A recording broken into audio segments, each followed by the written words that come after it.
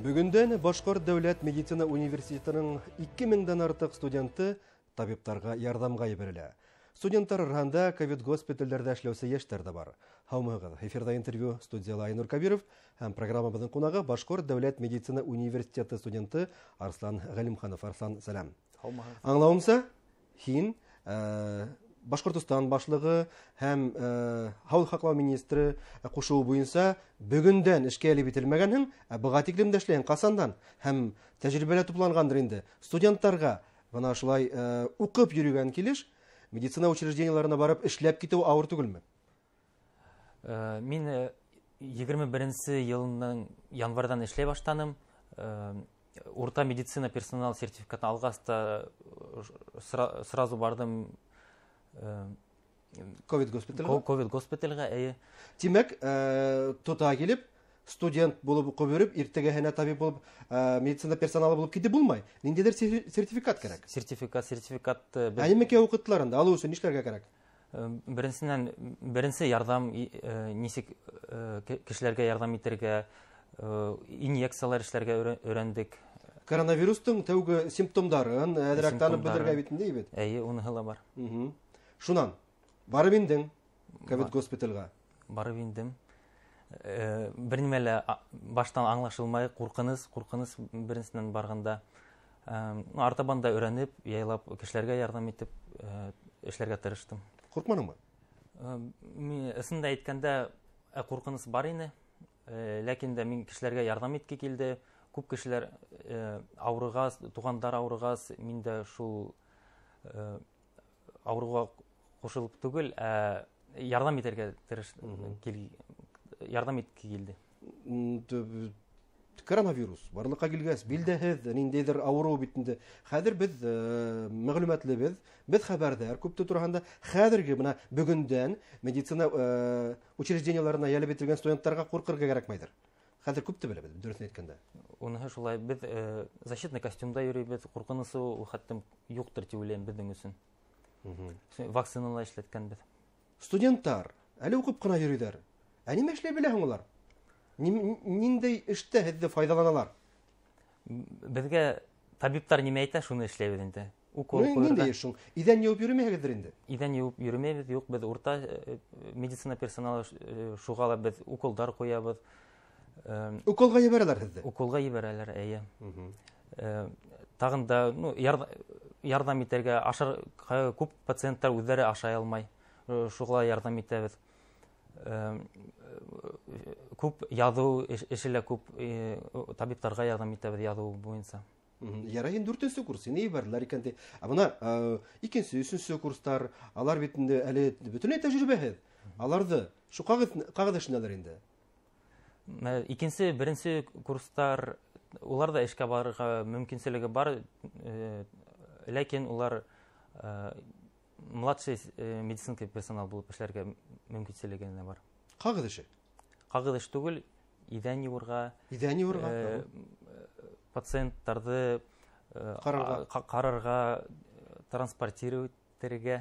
Табиптар, белгестер, иқтибарын, ұйыштыру үшіне елевит мәсі олар өз ішіменен бұлышындар үшін, тап студенттар зур ярдам, зур күз, қуат. Әлбетті. Шул уақытта бит оқырға да керек. Несік, еш һәм оқуды бірге алып барағыз?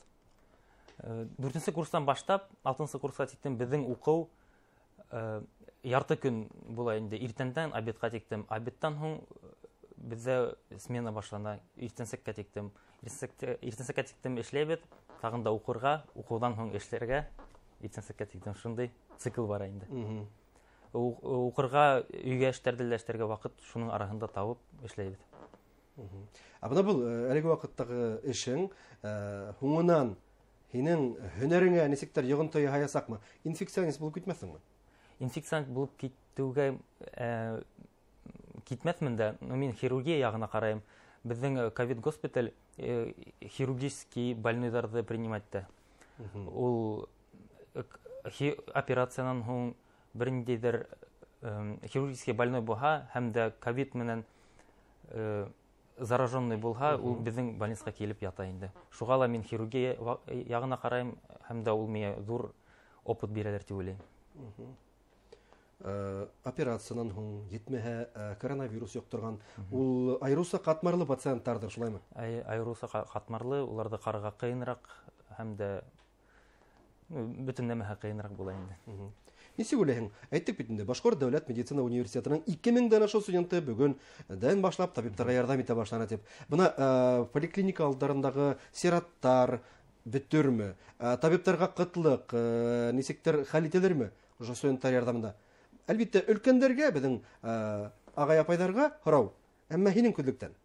Минең уйлавымса, ул беренчедән студентларга зур опыт булып килә.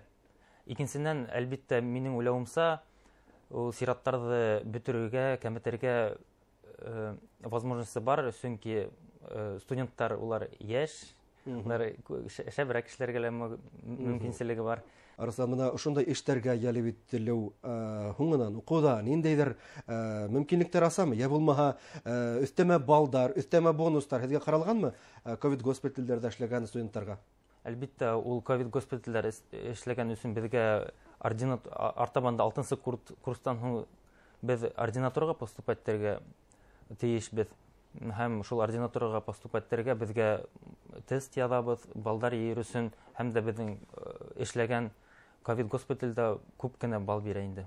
Мөмкинчелек күбәя, хайлау юнәлеш. Хәзерге вакытта бит инде буштың ата үлгән дип әйтәләр бит инде. Әлбәттә, бушка гына йөрмәһегездер. Ниндидер түләүләр каралгандыр. Өстәмә бонустардан, укудагы бонустардан тыш. Әлбәттә, эш хакы каралган. Чөнки һин эшләп йөрисең, эшкә урынлашкан. Эшкә урынлашкан, укугалай ул әҙер камасалы булырга мөмкин. Безнең нагрузкалар күбрәк, шуға эш хакы әлбәттә каралырга тиештер дип уйлыйм. Практика үткән вакытта бер ниндәй түләүһез йөрисең? Практика үткән вакытта укуу булмай. Теория укуу булмай, только практика булайын. Шуға ла ул укуу процессы дип санала. Укуу процессы булгас, хезмәт хакы юк. 5-нче тулкын тәбиде бит инде. Ә һин 21-нче елның гыйнварынан алып эшләйһең. Шул вакыттагы менән сагаштырганда әлеге тулкын ни тиклем көчле, әллә булмаһа ул тиклем үк түгелме? Ул әле генә башланган һәм дә шуга күп информация әйтеп булмай.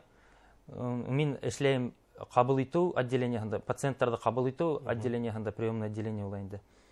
Анда хәзер мин караганда яшьрәк кешеләре күбрәк, 20-30-40 яшьтәге пациентлар да бар. Алдагы волналарды булганда башласа өлкәндәр инде, башласа өлкәндәр инде 60 яшьтән күбрәк инде. Балалар, омикрон мәсәлән штаммы, бигрәк тә балаларга айрыуса хәвефле тидер. Хәвефле тидер, улар стационарда ятмайдар.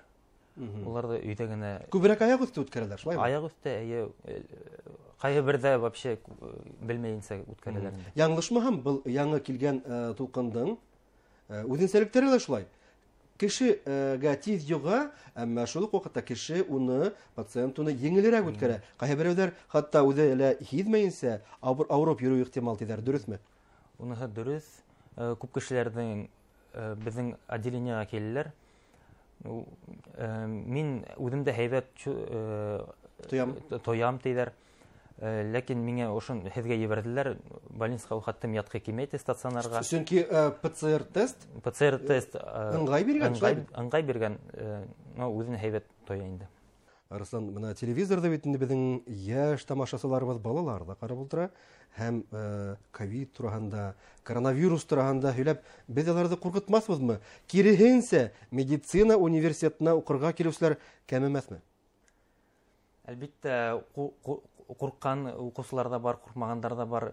Куркмаган студентлар күбрәк булһа, студентлар, табиблар булһа, безнең дә алдагы медицина үсешергә мөмкинчелеге күбрәктер дип уйлыйм.